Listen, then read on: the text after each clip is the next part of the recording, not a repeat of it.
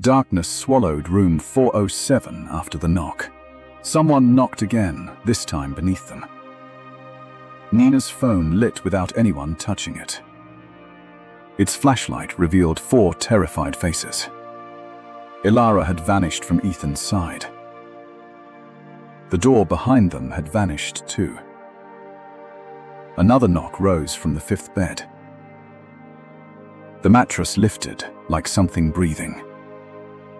Leo wanted to run, but nowhere remained. Ethan pulled the damp blanket away. A square opening waited beneath the mattress. Warm light shone from room 312 below. Then Nina's voice called from beneath them. Real Nina answered from inside room 407. Every friend slowly turned toward her. The voice below begged them to hurry. Maya looked through the opening first. Another Nina stood inside their bedroom. She wore identical clothes and glasses. She claimed the ghost had trapped her. The walls began folding toward the group. Ethan forced everyone through the opening. Real Nina jumped down last. The passage sealed above her instantly. Now 2 Ninas faced each other. Both screamed at exactly the same moment. One accused the other of being Ilara. The second repeated the accusation word for word. Leo locked the bedroom door again. Ethan ordered everyone to stop shouting. Maya asked Nina's childhood nickname. Both answered, Little Owl, without hesitation. Leo asked about their first midnight prank. Both described his stolen red shoes. Ethan showed an old scar on Nina's wrist. Each Nina carried the same pale mark. Even their phone passwords were identical. Their fingerprints unlocked the same device. No test separated memory from imitation. Until Maya noticed the bathroom mirror. One reflection blinked slightly too late. The Nina beside it began trembling. The other Nina smiled with quiet relief. Everyone stepped away from the delayed reflection. She begged them not to trust mirrors. At that moment, Mr. Bell knocked outside. His voice ordered Ethan to open quickly. They checked the peephole before unlocking. Mr. Bell stood alone, holding an old diary. He froze when he saw both Ninas. Room 407 made another echo, he whispered. Leo asked which one was real. Mr. Bell said echoes inherit every memory. They also inherit scars, voices, and fear. But an echo cannot dream naturally. Sunrise would permanently choose one Nina. The rejected one would remain inside 407. Choosing wrong would free the echo forever. Mr. Bell opened Ilara's damaged diary. One page described the exact same nightmare. 27 years earlier, Ilara had been copied. Her friends chose the smiling version. The real Ilara remained trapped behind mirrors. That warning changed everything they believed. The ghost might have been protecting them. They placed both Ninas on separate beds. Maya covered every mirror with dark blankets. Ethan set alarms for 30 minutes. Both Ninas agreed to attempt sleeping. Nobody else dared close their eyes. The first Nina quickly drifted into sleep. The second remained awake, staring upward. Leo whispered that the answer seemed obvious. Mr. Bell warned them to keep watching. Suddenly, sleeping Nina began crying softly. She described snow falling inside room 407. She saw Ilara pounding behind the mirror. Then she whispered a hidden sentence. The copy learned how to dream. Every lamp exploded into darkness. When emergency lights returned, both were awake. Each claimed the other had spoken. The covered mirror started shaking violently. Wet handprints appeared beneath the blanket. Maya pulled the blanket away despite warnings. Elara's reflection stood inside empty glass. She wrote 4 words across the condensation. "Watch the one without breath." Ethan held cold glass beneath both mouths. The first Nina fogged it immediately. The second Nina's glass remained perfectly clear. Her frightened expression slowly disappeared. She lunged for Nina's camera, not them. The camera contained every photograph of Elara. Destroying it could erase their only evidence. Leo grabbed the strap before she escaped. The false Nina threw him aside effortlessly. Her shadow stretched toward the locked door. The real Nina ran behind Maya. Mr. Bell shouted for everyone to reach sunrise. The hallway clocks began spinning backward. Windows darkened as dawn moved farther away. Room 407 was stealing time itself. Elara's reflection pointed toward the wardrobe. Ethan opened it and found the hidden corridor. The false Nina blocked their only path. Maya shone the camera flash into her eyes. For 1 second, the echo became transparent. Elara reached through the mirror behind her. Ghostly hands dragged the echo backward. The friends rushed through the wardrobe corridor. Mr. Bell followed, carrying Elara's diary.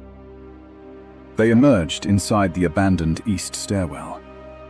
Morning sunlight finally crossed the broken windows. The real Nina remained beside them, breathing. Behind glass, Elara silently closed her eyes. They believed the echo was trapped again. Then Nina's camera printed one final photograph. It showed Maya walking alone across campus. Another Maya followed directly behind her. Willow Hall never truly slept after midnight. Neither did Ethan, Maya, Leo, or Nina. They treated every night like stolen freedom.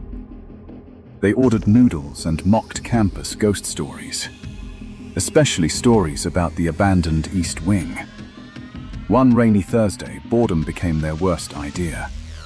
Leo suggested visiting the 24-hour Riverside Market. Maya grabbed her jacket before anyone answered. Nina brought a camera for ridiculous midnight photos. Ethan promised they would return before 2. At 1:15, they quietly left Willow Hall. Rain polished every street into black mirrors. Their laughter echoed through the silent university district. The market glowed beneath one buzzing blue sign. Inside, an old clerk watched them without smiling. Then Nina noticed someone standing outside alone. A young woman waited beneath the broken awning. Her soaked hair covered most of her face. She wore an outdated blue dormitory cardigan. Maya assumed she was another stranded student. She pointed toward Willow Hall across the river. Ethan offered to let her walk beside them. The clerk suddenly dropped a glass bottle. When they turned back, his face looked terrified. The woman followed several steps behind the group. Her bare feet made no sound on pavement. Nobody noticed her reflection never entered puddles. Halfway home, every street lamp blinked off together. For 3 seconds, the city completely disappeared. When lights returned, the woman walked much closer. Nina photographed everyone, laughing at their fear. Behind them, the woman stared directly forward. They reached Willow Hall at exactly 2. The security desk remained empty and dark. The elevator doors opened before Ethan pressed anything. The woman entered first, still saying nothing. Maya pressed 3 where their rooms were. Yet the elevator climbed past their chosen floor. It stopped at 4 with a violent shudder. Willow Hall officially had no 4th floor access. The doors revealed a narrow, unlit corridor. The woman stepped out and finally smiled. Nina whispered that they should leave immediately. Ethan hammered the close button with both hands. The woman turned toward them without moving closer. The doors shut just before she reached them. Their elevator dropped suddenly to the 3rd floor. They hurried into room 312 and locked everything. Leo claimed the woman was performing some prank. Nina checked the photograph from outside the dorm. The 4 friends stood clearly beneath the entrance. The woman appeared between Maya and Ethan. Her face was now inches from the camera. Nina deleted the picture without showing anyone. At 3:17, every phone vibrated together. The deleted photograph appeared inside their group chat. A new message appeared beneath the photograph. It simply said, "Thank you for bringing me." Ethan unplugged the router and removed every battery. Still, another message arrived on Nina's phone. This one contained a photograph of room 312. It was taken from inside their locked wardrobe. Leo pulled the wardrobe open with a chair. Only hanging clothes moved in the darkness. They slept with every lamp burning that night. They promised never to mention the woman again. But the following nights offered them no escape. Wet footprints appeared beside Ethan's empty bed. Maya heard humming inside the bathroom mirror. Leo woke with mud beneath his fingernails. Nina discovered long black hair inside her camera. None of them attended class that entire week. They argued constantly and slept in short shifts. Every night, the humming grew slightly louder. Every morning, another photograph appeared online. Each image showed the woman entering Willow Hall. In every newer picture, she looked less transparent. Finally, they confronted the old night security guard. Mr. Bell listened without interrupting their story. Then he locked the lobby doors behind them. He asked whether the woman wore blue. Nobody answered, but their faces answered everything. Mr. Bell opened a cabinet of forgotten records. One photograph showed Willow Hall 27 years earlier. The same woman stood beside room 407. Her name was Elara Weil, a missing student. Police believed she had run away during winter. Mr. Bell believed something far worse happened. He warned them never to search the East Wing. Naturally, fear made them search that very night. At 3:17, the elevator opened automatically. The 4th floor corridor waited beyond the doors. This time, lights flickered awake one by one. Wet footprints guided them through peeling wallpaper.